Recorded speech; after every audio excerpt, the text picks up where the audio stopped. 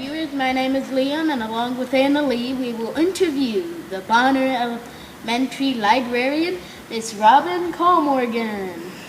Clayton is our cameraman for today. He is on the camera. You can't see him, but he is there.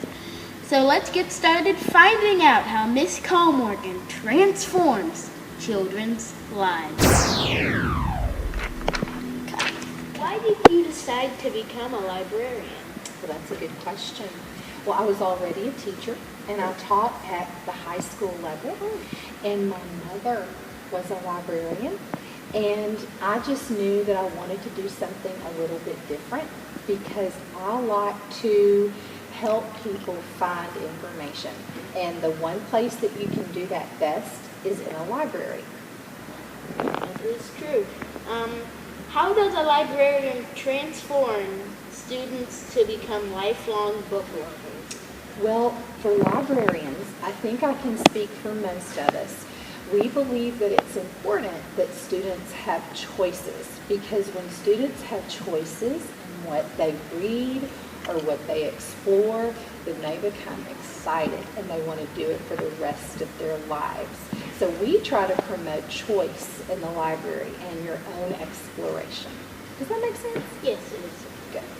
And in your opinion, what is the most important part of your role as a school librarian? Wow. Being available for my students and for my teachers to help them get the resources and the information that they need to teach you guys.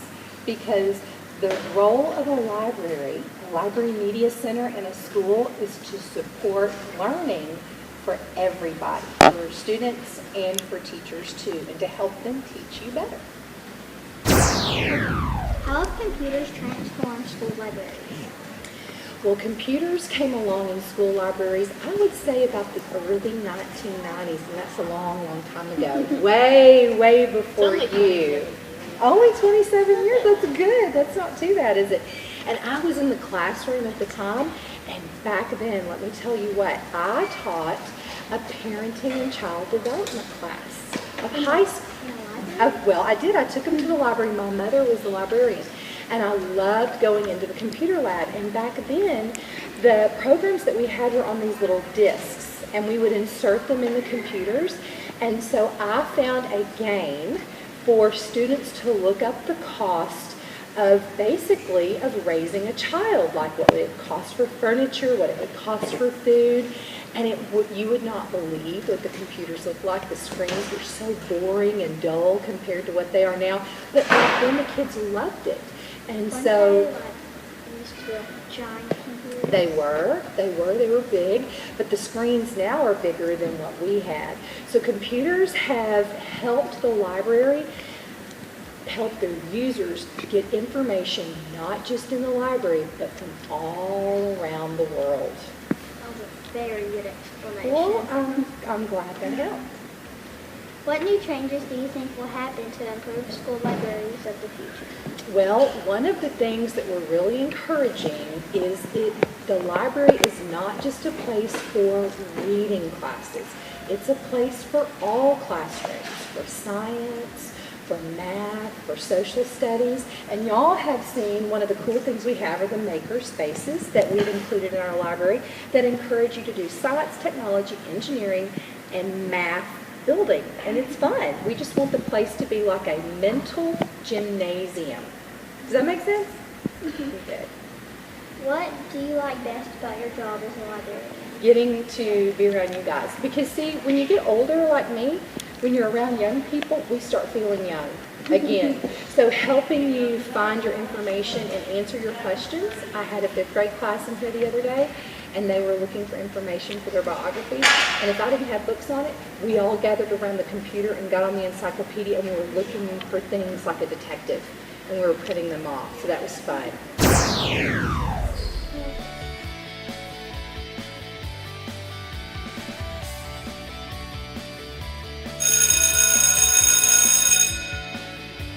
This is Lawson and my cinematographer, Elena.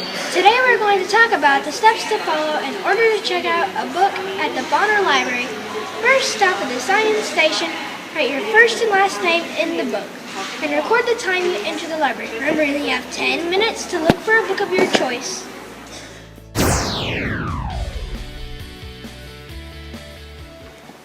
Hello, my name is Remy, and my partner's name is Joshua. Today we will be touring the fiction section in our wonderful Bonner Library. If you've ever heard of Harry Potter or Percy Jackson book series, well, you will find them located right here in the fiction shelves. Fiction books contain stories that are made up just to entertain you. So if you are looking for a mysterious story or an entertaining one, I suggest you look into the fiction book. If you don't know what a fiction book is, then let me tell you. This means all the events or characters in the story are made up just for your entertainment. One of my favorite fiction books is The Sisters Grimm, and Joshua's favorite is Dark by Angie Sage. Both are made up stories that we love. So come on down to the Bonner Library and check out a fiction book right here in this section. Good morning. I'm Nathan. And I'm Mason. Our cinematographer for today is Natalie. Today we'll be touring the nonfiction section of the Bonner Library. Nonfiction books contain true information about such subjects as famous people, places you might want to visit, all things in nature, and true accounts of events that have happened in the past or the present. There are also books about events that may happen in the future. Come with us as we explore a few of these books located in this section of the Bonner Library. As you can see, this book, Barnum's Bones, is about archaeology. One of my favorites is Animals, a visual encyclopedia. Thank you for joining us as we discover some of the wonders of Bonner Elementary's library.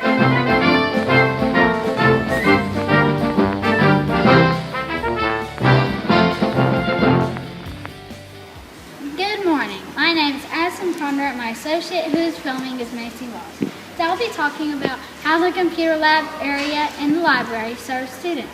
Mainly, students use these computers for looking up book information, such as whether or not they're available for checkout on that day. This helpful program is called Destiny Quest.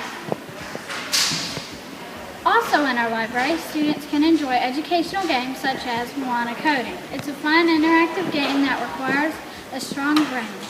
But the most important use for the Bonner Library computer area is to aid Ms. Colmorgan in hosting important lessons for students, such as showing us a video about the dangers of cyberbullying. Our knowledgeable librarian can even show us interesting websites that students can visit using their home computers. Next time you're in the Bonner Library, you should stop by the computer center and interest yourself in a game of coding.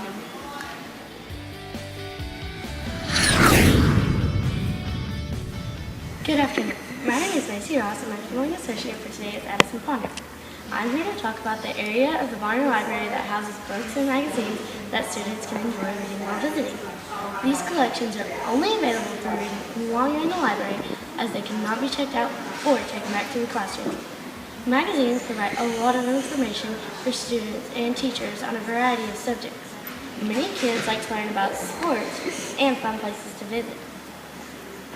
Some magazines here even have articles written by some of the children's favorite authors and even celebrities. One of the most popular items in this area is the I Spy books. I Spy books are fun books that children of all ages can be entertained by. Although the magazines and books in this collection take up little space, they're an important part of the Bonner Library.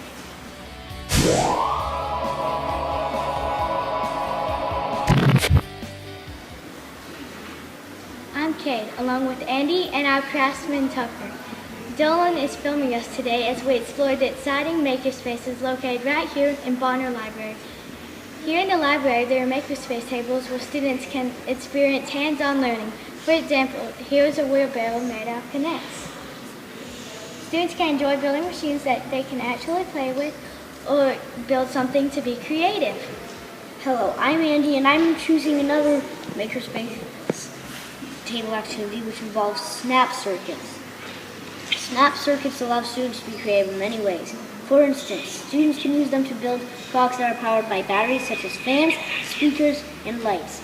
So on your next trip to the Bonner Library, stop by the Makerspace tables and enjoy some hands-on learning.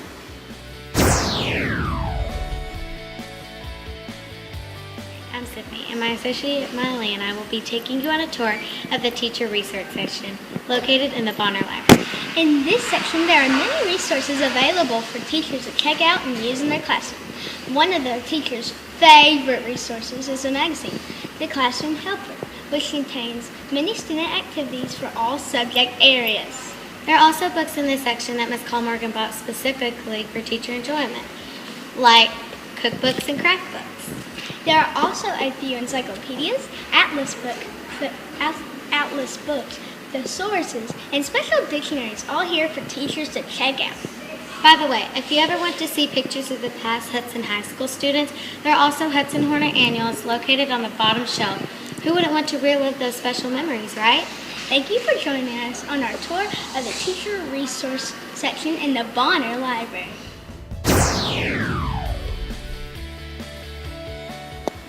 Miss Cullen's class can't wait till you